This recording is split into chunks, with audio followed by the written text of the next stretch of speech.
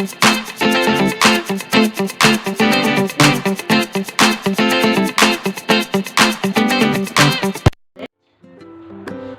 you can install like this. You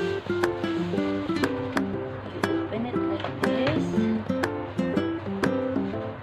Yes. Then put it here. Yes. Okay. So you install it like that. Go through there. Okay, there you go.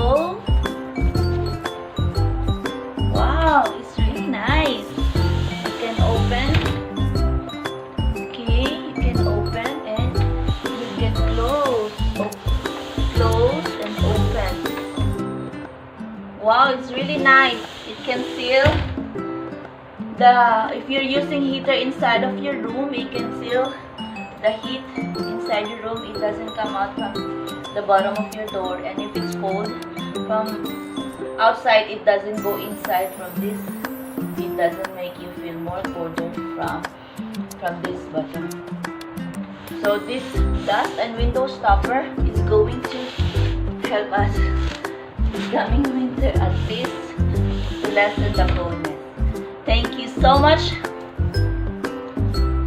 The Rust.pk